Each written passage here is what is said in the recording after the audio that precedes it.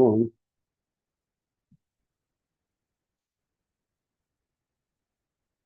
Yeah, we've been discussing the major dispute of Yehuda of Shimon regarding muktzah, regarding um, what things are muktzah on Shabbat, what things are not muktzah on Shabbat. And we said that Rabbi Yehuda is more strict, Shimon is more lenient regarding the laws of muktzah. And I think the last thing we said, different rabbis, different Amoraim, had different positions on the matter. Some held like Rabbi Yehuda, some held like Rabbi Shimon. And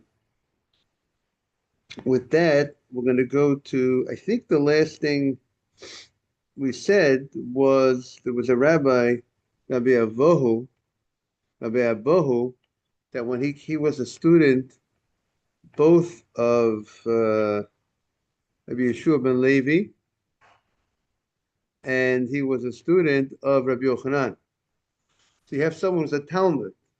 He studies under those two rabbis, but those two rabbis are split regarding this law of mukseh, right? The leftover oil in the lamp that you lit for Shabbat, can you use that oil for personal use on the Shabbat after the firework goes out, right? You lit it before Shabbat, lasted till 10 p.m. Now it's out. Can you take that oil and use it for some other use? And we have a machloket. So Rabbi Vohu, who was a student of both rabbis, both the rabbi who held it would be muktzah, and he was also a student of the rabbi who said not muktzah. How did he conduct himself? The Gemara said really he held like the position of the rabbi that was lenient, Rabbi Shimon, like Rabbi Yeshua ben Levi. But when he came to the town of Rabbi Yochanan, he wasn't lenient. Out of respect for his rabbi, he was more strict when he was in the town of that rabbi. Okay, that's how we. Is that clear? Yeah. I think it's a beautiful thing that we ended off, which connects to Lag BaOmer, or the days of Shvira, of the idea of kavod. That's something that people have to, think that needed improvement. That there was a deficiency on their level, these great rabbis, of giving more respect for each other. Well, what was the problem? 24,000 students passed away during this time period. And what happened that, why did it happen? So the Gemara says they didn't give the respect to each other that really each one deserved. Now, you could ask the question, how did they give the respect? How could it be? Big rabbis. If they weren't big rabbis, we wouldn't be celebrating their loss and commemorating their loss so many thousands of years. Close to 2,000 years or whatever it is. What was their, where did they go wrong? So I was thinking perhaps if you talk to a rabbi, you tell the rabbi, we want to honor you. What does the rabbi say? Honor? I'm afraid of honor. Honor, I want to keep a low profile. Honor might get to my head, right? It says you're supposed to be boreach min hakavod, to run away from honor. It's not, you got to be careful. Shouldn't get to your head. Perhaps that's where they went wrong. It's true that you have to run away from honor yourself. You have to give honor to others. You can't to other Torah scholars. It didn't say they didn't honor their parents. It didn't say the problem was they didn't honor the other Torah scholars. They looked at each other like the same way. It's bad for me to get honor. I'm not going to give you honor. It get to you. It might get to you. Maybe perhaps that's where they went wrong. Just suggesting an idea, because someone made a good point. If they were not such great people, why does the Jewish community have to mourn the loss of its people for generation after generation if they weren't worthy, or if they weren't such good people? They were the students of Rabbi Akiva. They were great people. If you talk about students of Rabbi Akiva, these are the people that these are the type of people that the Gemara is made of. But There's also a different Aaron Kotler. He said a beautiful idea that they passed away specifically during the time period between Pesach and Shavuot. But this is a time period of getting ready for the giving of the Torah. It's a time period of refinement, derech eretz kodma Torah, having working on your midot, and then you're ready to get the Torah. Therefore, specifically this area, which has to do with midot and how you act with others, is where Hashem was strong during this time period. This is the season of focusing on your midot and getting ready for the Torah. And a way to get ready to the Torah, the preparation is to work on oneself in their character, and how they, in the midot, how you interact with others, and that's part of the derech eretz kodma Torah, which is at this time period, because that's the time period they went out of Egypt. The second day of that, going out of Egypt, from that time period till Shavuot, it was getting ready for the Torah. And you have to get ready. The way to get ready is by working on your character trait in midot. So that's why they passed away specifically at this time period. How do you like that idea? Is that a fascinating idea? We have the next go at tomorrow. Right? Right. Kvodo. The idea of respect. Respect is a big deal.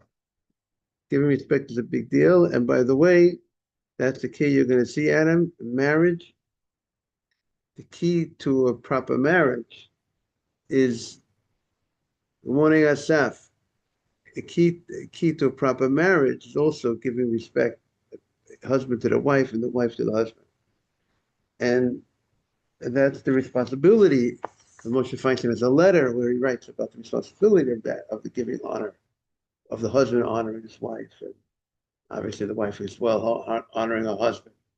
That's the key. If there's no respect, we don't respect the other one, then the marriage will not be the harmonious and the level and the way that the marriage is supposed to. You respect someone, you treat them a certain way. So that's a key. That's a key. Okay, we are on now, continuing on 46. Good morning, Simon. 46A2. Amen. Beautiful. We're up to 46A2 on the right side of the page. Amar Rabbi Yehuda. Rabbi Yehuda says, second column, Shraga de Mishcha. A Shabbos oil lamp. They hold Rav Yehuda. Let's not make a mistake between Rav Yehuda and Rebbe Yehuda. Rav Yehuda is a later rabbi. Rebbe Yehuda is an earlier rabbi. One's a Tana, one's an Amora. Rebbe Yehuda is the one who argues on Reb Shimon regarding Muktzeh. And Rebbe Yehuda has the more strict opinion. This is Rav Yehuda, a later rabbi. Yehuda is a popular name, right? And Rabbi Yehuda says, Shiragad de Mishcha Sharila Tutala. An oil lamp. I forgot to get that Gemara out, if you don't mind, volume 2, I think.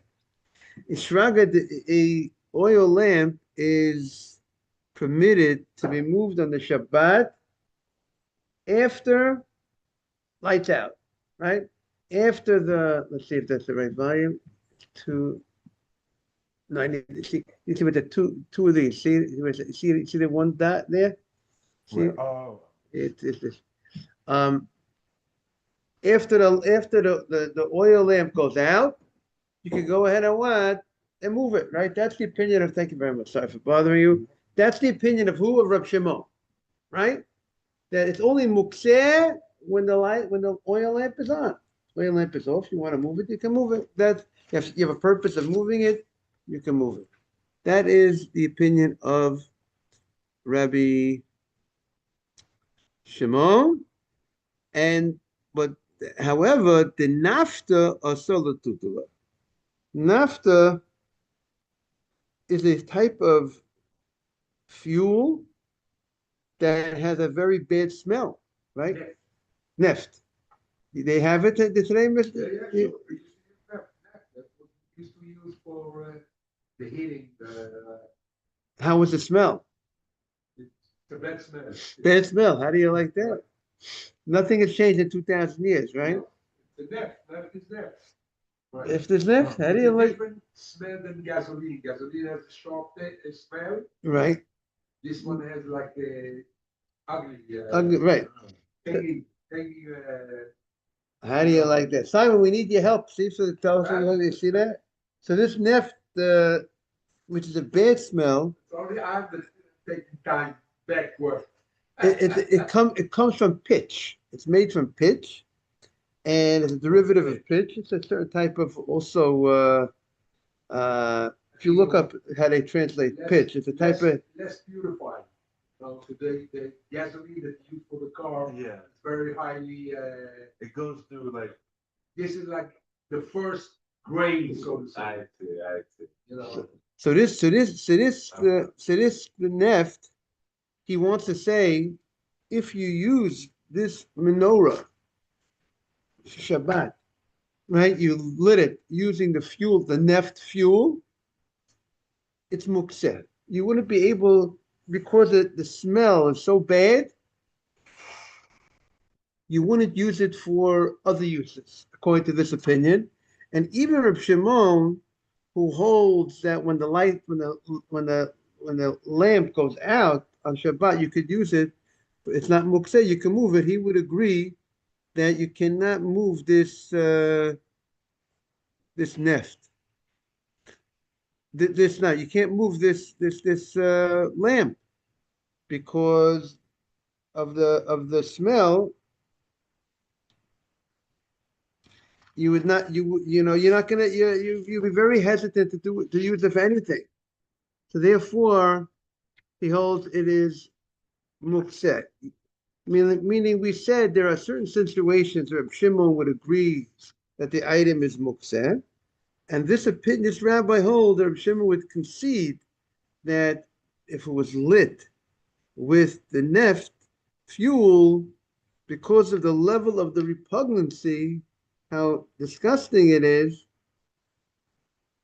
you wouldn't use it. You wouldn't use it for other types of purposes, and therefore, it is mukseh.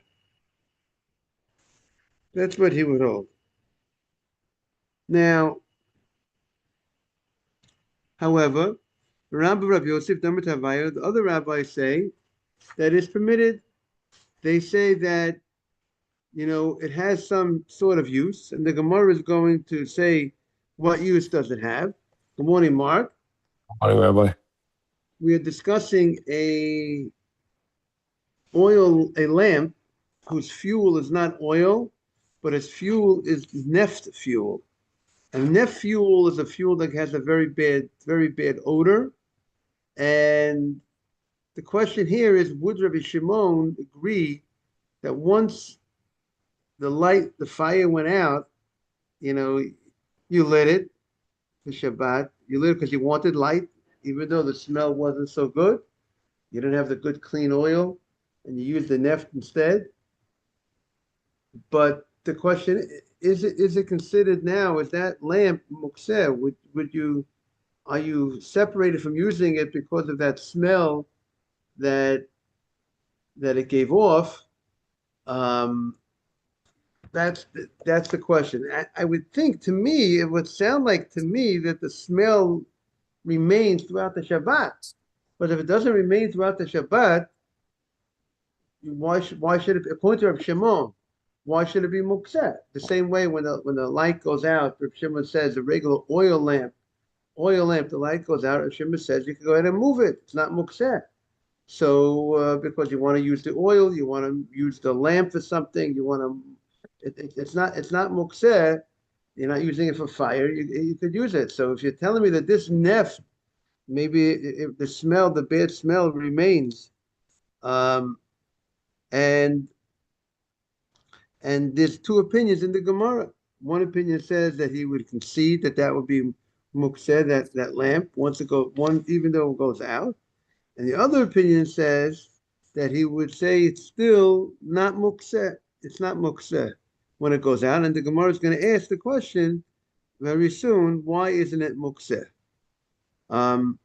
we have in the parentheses that it says because you could use this lamp, even though it has a bad fuel, to cover up. If you want to use it to cover a open utensil, you could put it on top of it if it has use. Now, we're going to see the reason why it's in bracketed, not bracketed, it's in parentheses,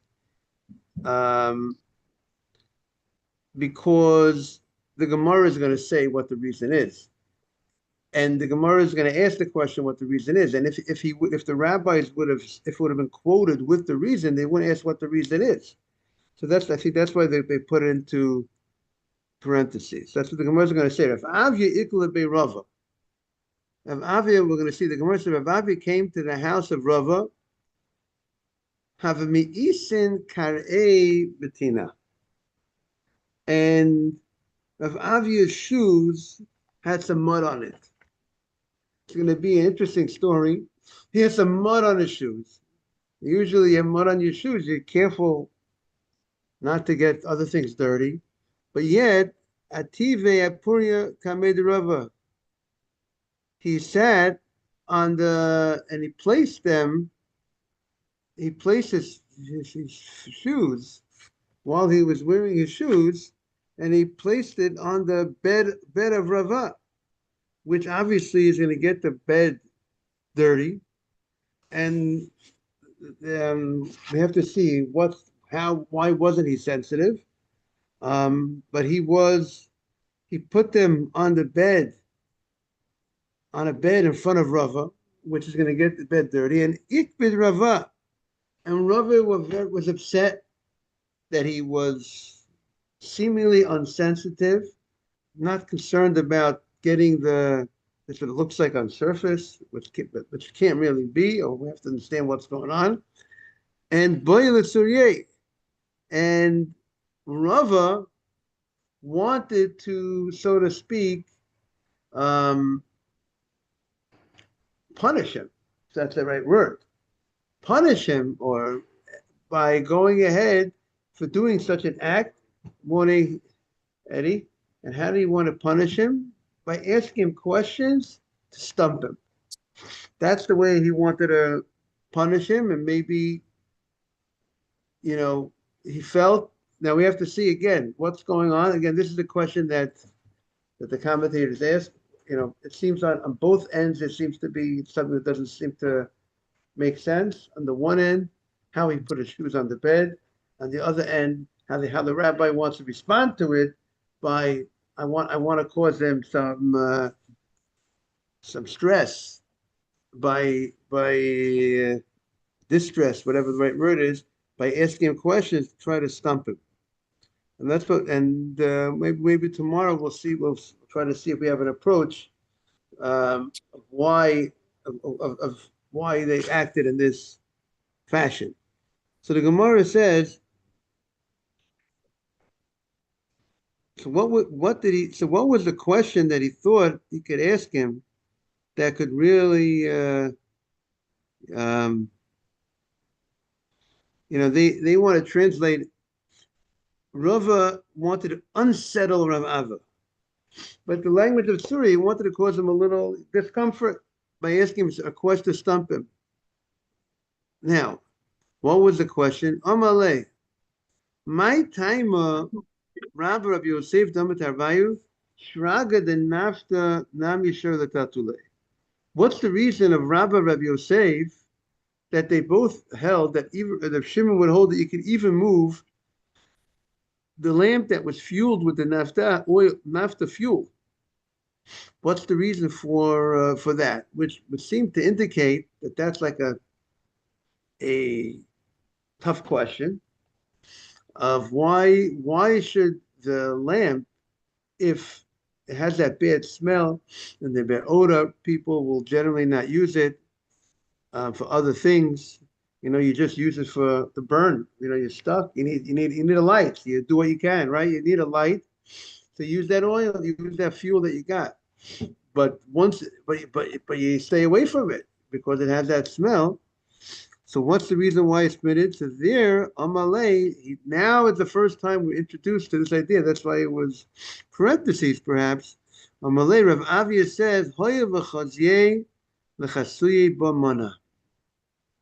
People, it has use to cover a utensil, meaning even though you don't use it in the normal way that you would use a regular utensil for in many ways you would use it. It's open for a lot of uses, but a general utensil, but it has a very minimal type of use, which you would use it to go ahead. Let's say you wouldn't use it to store candles, to store candies. I mean, you wouldn't use it for some other type of things that commonly people take a utensil and they, let's say, for instance, you go ahead and you have a hammer. We said a hammer, you use to build, which is mukseh, but people use a hammer to crack open a walnut. Now, we still hold a hammer as mukseh, but it has that use that people use. There's many other uses that people might use it. But this even has a very minimal use, but people will use it to cover a utensil. And that's good enough to say that it's not mukseh. It has, I mean, according to Reb Shimon, what's the idea? Mukseh means it's separated from me, right?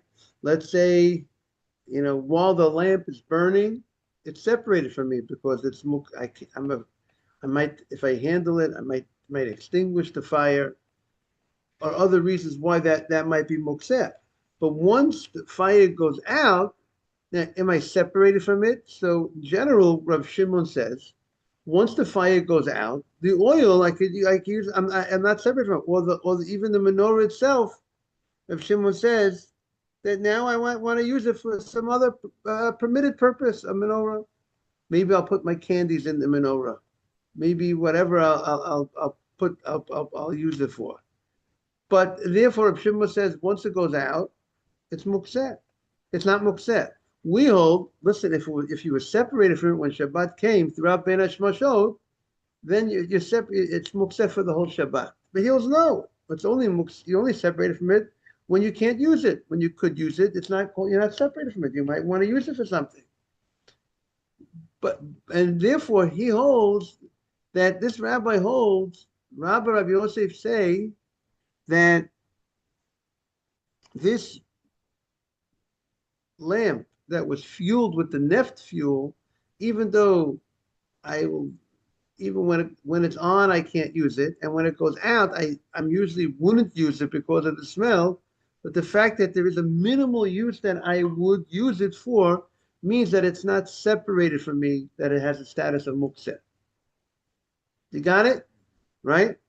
Remember when we talked about the grogorot and the simukim, the figs and the grapes you put on the roof before Shabbat, then they turn and then they become not edible.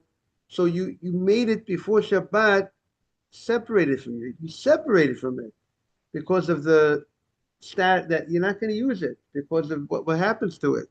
So therefore, that's mukseh. Rav Shimon would say, but here it has some. You're not separated from it, but you still have. If you want to use it for that minute, if you need a bottle cover, you don't want the insects to go into your thing. So you'll take this and you'll put it on top of it, and it'll cover the hole. Let's say. You should know on a personal note, on Shabbat, let's say if I have a wine bottle, and sometimes the cork you can't get the cork back into the bottle. The phenomenon that the cork expands, and now you want to put the cork back in. So sometimes I've ordered, have proper corks. You have your own corks that you put in. But let's say if you're running an event, you didn't bring and then you didn't bring enough. You don't have enough, and then now it's leftover wine. You leave it out overnight, and there's a hole, and there's an opening in this bottle. I'm afraid maybe an insect will go in, a fly will go in, an ant will go. You don't control. You don't know if there's if an ant. You hope you never have ants, but you never know. a fly or something. So I do is I take a tissue, and that's my cover for the bottle. I take a tissue, a napkin, I fold it over, and I stick it into the thing to close the hole, right? Something you need something to close the hole. Now napkins are not made for that purpose. Napkins are made for the purpose of what? Other things. Not. But you know what? It's a multi-purpose item. It has you could use it for, you know, so it has use.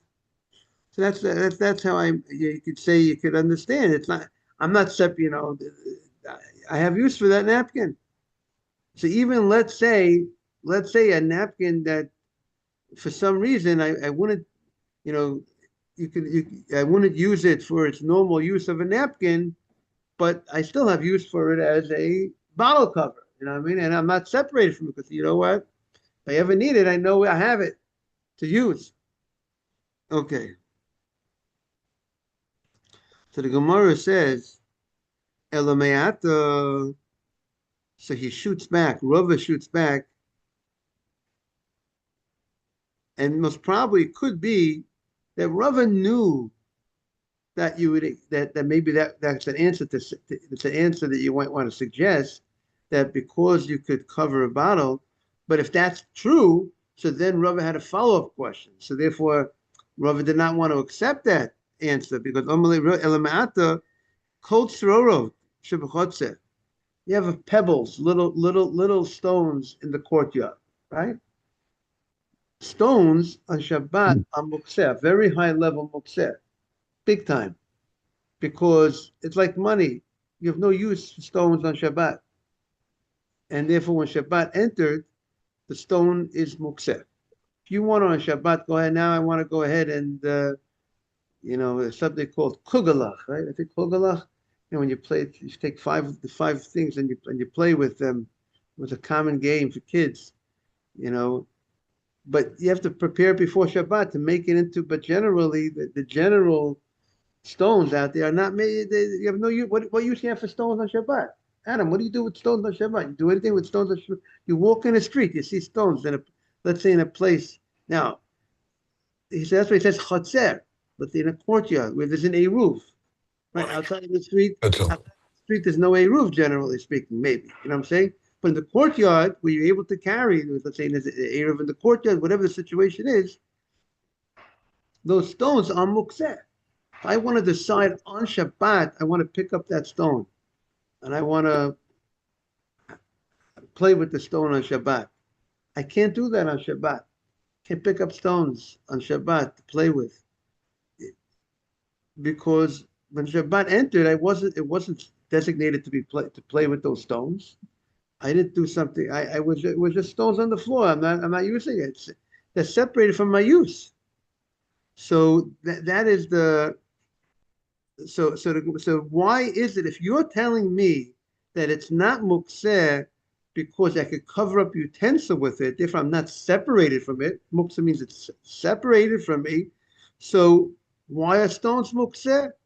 And why are stones? Because you could use a stone to cover the bottle. You saying? Use stone to cover the bottle, to fill that hole in the bottle.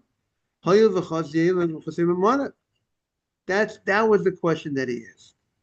So Amalei, by the way, people might not realize it. People might not realize that stones are mukseh on Shabbat. People, you have children, you have not teenagers, young kids. They think, it's cute to throw some stones. They enjoy. They're kids, right? They don't know that they think the stones. Tell them, be careful. Make sure you don't throw it in. And people are walking. The people, kids, boys are boys. What can I tell you, right? Right, Simon? Boys are boys. But those stones are mukseh, So why can't you use it to cover a bottle? Oh, so that's his question. That's what he questioned.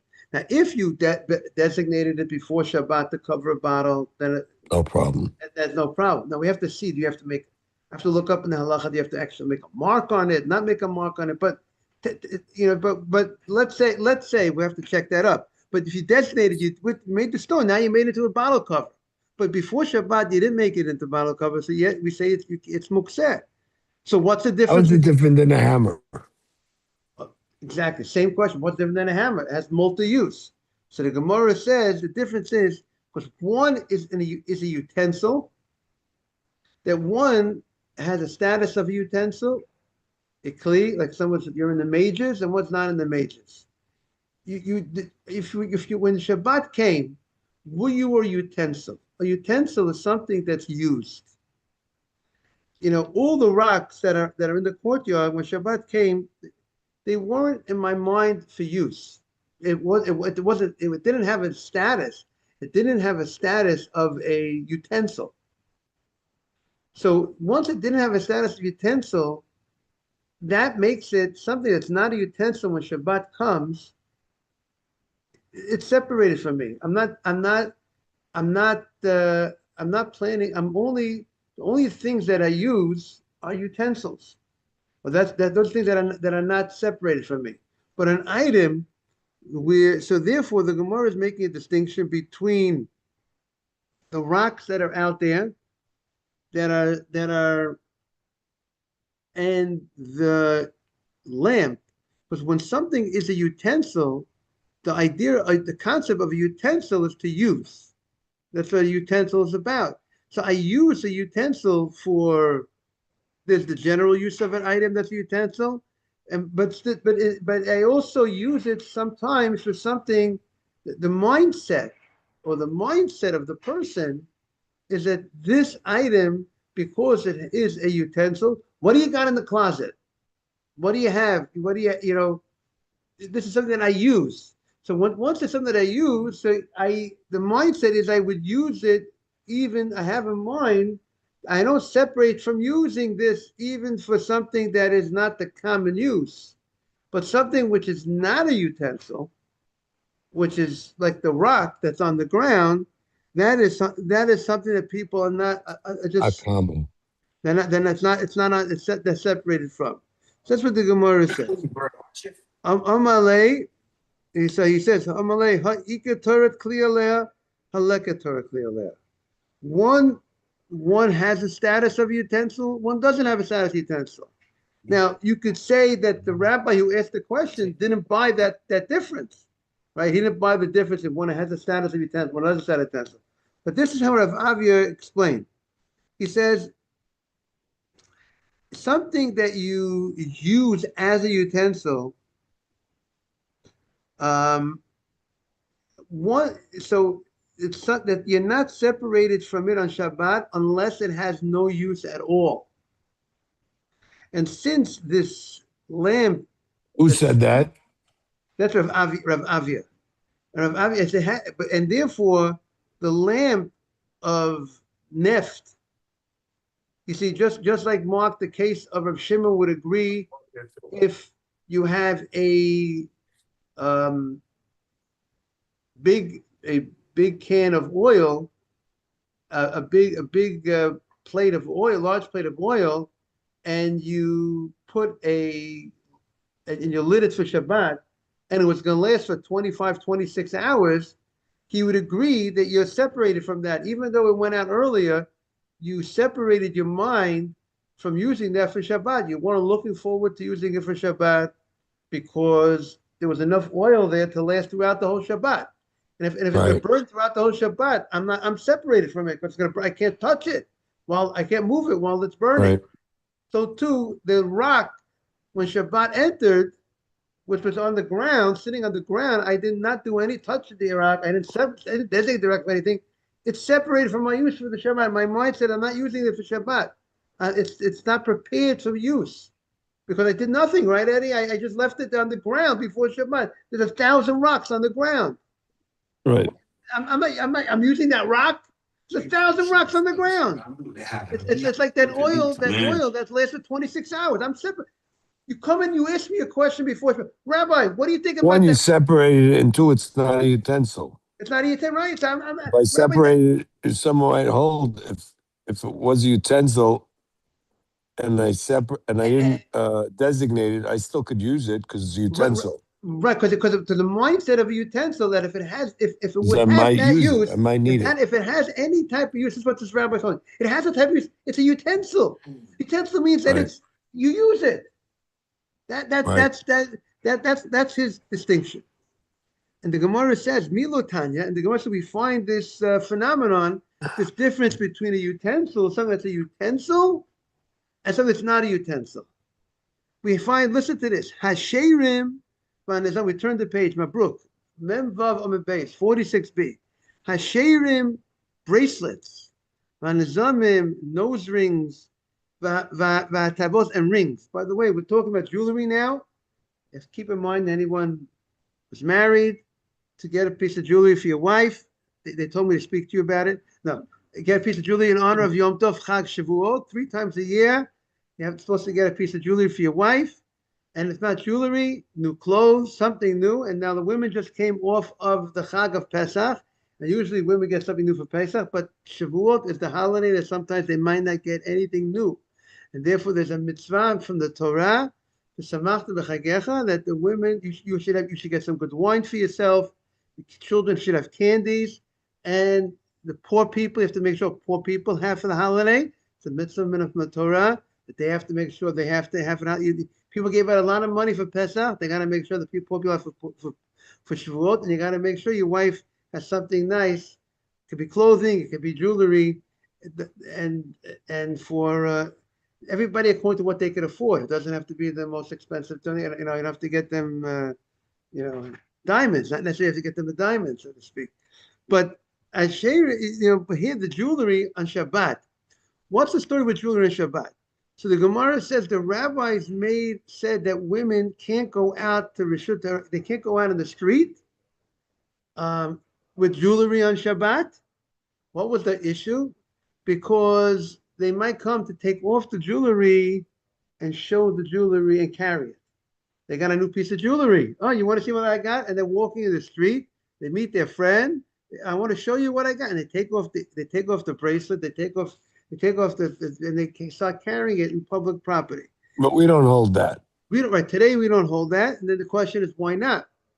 Why don't we say there's a problem of women wearing jewelry today on Shabbat? So there are different approaches to that issue.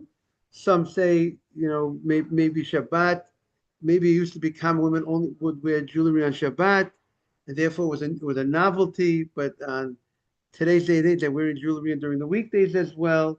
So therefore, it's not something that we're afraid they're going to come start showing. It's not such a luxury that like other luxury item that they're not used to. There are other approaches. Some say that many of the areas today that we live, the public, it does not have a status of a public domain on a Torah level. So therefore, the rabbis said, therefore they did not make the gezerah, the restriction in such a situation where you're not going to be able to carry in public property if it doesn't have a deal of a Torah on a Torah level. There's many approaches. Maybe we'll take out the Shulchan Aruch. The Shulchan Aruch discusses why women are allowed to wear jewelry on Shabbat outside. There's a lot of questions. Can they wear it, even if they could? If they can't wear it, jewelry outside, according to the time in those times when women cannot wear jewelry outside, could they wear it inside the courtyard? Now the courtyard, where let's say they had an Eruv, they were able to carry in the courtyard, were they restricted from wearing it even in a courtyard where you're allowed to carry? Because maybe if they wear it in the courtyard, good morning, they're going to come to wear it outside public property and come to actually take it off and show it. By the way, this is anyways, people have to be careful. People wear gloves on Shabbat, right? Sometimes there's an issue, maybe women, you have to know who was common to take off a glove, to give a handshake. Today we don't. A lot of the rabbi, yeah, exactly. You don't. In the winter, Right. we don't wear gloves because you could take it off on Shabbat. Right. That's an issue. People are afraid you might take it off. Take it because you might forget it. Take it off and carry it. I think the ladies are a little bit more lenient because maybe it's not as common for them to take off the gloves. Maybe it might be a little bit more lenient for ladies wearing gloves out on Shabbat. Okay, I want to wish everyone a beautiful Shabbat, a beautiful day. Rabbi, See everyone tomorrow. Thank you, Rabbi. Have a great day. I'm not going to see you again tomorrow. I'm going to have a Yes, briefing lot tomorrow, so I'm going to be Mabruk. Okay, beautiful. Well, good to see you, Mark. Okay, Rabbi. All the best. Have a great All the day. best. You Have a too. great day. You too. Thank you very much. You too. Asaf, have a great day.